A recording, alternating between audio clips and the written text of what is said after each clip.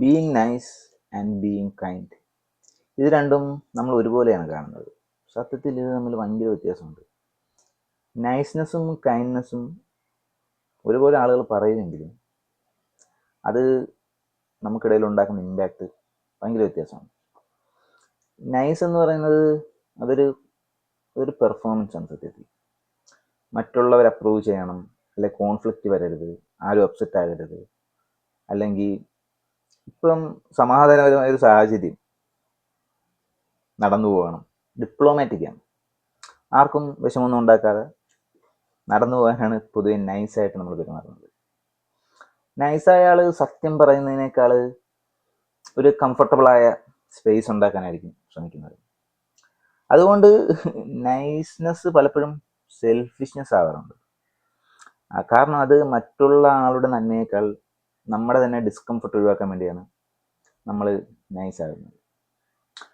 Kindness പക്ഷേ അങ്ങനെയല്ല, അത് ഇച്ചിരി കൂടെ ലെവൽ കൂടിയായിട്ടാണ്. അതായത് കൈൻഡ്നെസ് ഡിപ്പെൻഡ് ചെയ്യുന്നത് മറ്റേ ആളുടെ വെൽബീയിങ്ങിനെ കുറിച്ചാണ്. അതായത് അയാളുടെ വെൽബീയിങ്ങിനെ കുറിച്ചുള്ളൊരു കമ്മിറ്റ്മെൻ്റ് ആണ് സത്യത്തിൽ കൈൻഡ്നെസ്. കൈൻഡ്നെസ് ചിലപ്പോഴെങ്കിലും അസ്വസ്ഥതകൾ ഉണ്ടാക്കും. ഇപ്പോൾ നമ്മളൊരു സുഹൃത്തിനോട് അവർ തെറ്റാണെന്ന് പറയുന്നത് അത് നൈസല്ല, പക്ഷേ അത് കൈൻഡാണ്. കൈൻഡ്നെസ്സിന് സത്യത്തിൽ കറേജ് വേണം, കുറച്ചുകൂടെ മറ്റുള്ളയാളുടെ നന്മ വെൽബീയിങ് നമ്മുടെ മനസ്സിലുണ്ടാകണം. നൈസ്നെസ് പക്ഷേ എന്താ, പല കാര്യങ്ങൾ അവോയ്ഡ് ചെയ്താൽ മാത്രം മതി നൈസായ. ഇപ്പോൾ നമ്മുടെ ഒരു ഫ്രണ്ട് ഒരു ഡ്രസ്സ് ഇട്ടിട്ട് ചോദിക്കും എങ്ങനെയുണ്ട്, നൈസായ ആൾക്കാർ ഇഷ്ടപ്പെട്ടില്ലെന്ന് പറയും, കൊള്ളാം സൂപ്പറായിട്ടുണ്ട്, നിനക്ക് ചേരുന്നുണ്ടെന്ന് പറയും. എന്നാൽ ഒരു കൈൻഡ് ഫ്രണ്ട് പറയുന്നത് ഇത് നിനക്ക് ചേരില്ല, പക്ഷേ നീ ആദ്യം ട്രൈ ചെയ്ത മറ്റേ ഡ്രസ്സായിരിക്കും കുറച്ചുകൂടെ സ്യൂട്ട്. അതായത് ട്രൂത്തും വരും അവിടെ, കെയറും വരും. അത്ര നൈസ് ആയിരിക്കത്തില്ല. സുഹൃത്ത് നിങ്ങളിൽ നിന്ന് കേൾക്കാൻ ആഗ്രഹിച്ചതായിരിക്കില്ല അവർ കേൾക്കുന്നത്. പക്ഷേ അതാണ് കൈൻഡ്നെസ് നൈസ്നെസ്സിനെക്കാട്ടും നല്ലതാണെന്ന് എനിക്ക് തോന്നുന്നത്.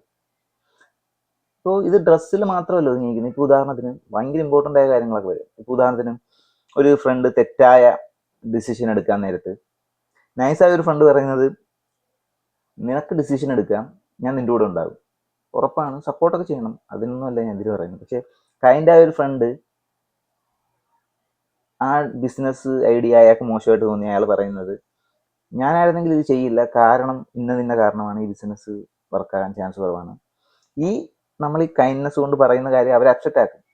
പക്ഷേ അപ്സെറ്റ് ആക്കിയാലും അത് അവരുടെ വെൽബീങ്ങിന് വേണ്ടി നമ്മൾ എടുക്കുന്നൊരു സാക്രിഫൈസ് ആയിട്ട് കാണുകയാണ് വേണ്ടത്. ഇപ്പോൾ നൈസായ ആൾ ഒരുപക്ഷെ ആ ബന്ധം സൂക്ഷിക്കുമായിരിക്കും, പക്ഷേ കൈൻഡായ ആൾ അയാളുടെ അയാളെ തന്നെ നമ്മൾ രക്ഷിക്കുക ചെയ്യുന്നത്.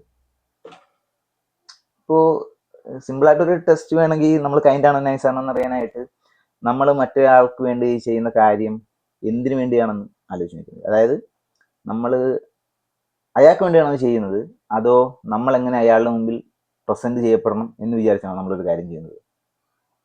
നമ്മൾ മറ്റേയാൾക്ക് വേണ്ടി ചെയ്യുന്ന കാര്യങ്ങളെ അത് കൈൻഡ്നെസ് ആകും. അല്ലാതെ നമ്മൾ അയാൾ അപ്സെറ്റ് ആക്കാതിരിക്കാനോ നമ്മളുമായിട്ടുള്ള ബന്ധം ഉലയാതിരിക്കാനോ വേണ്ടി പറയുന്ന കാര്യങ്ങൾ പലതും നൈസാണ്.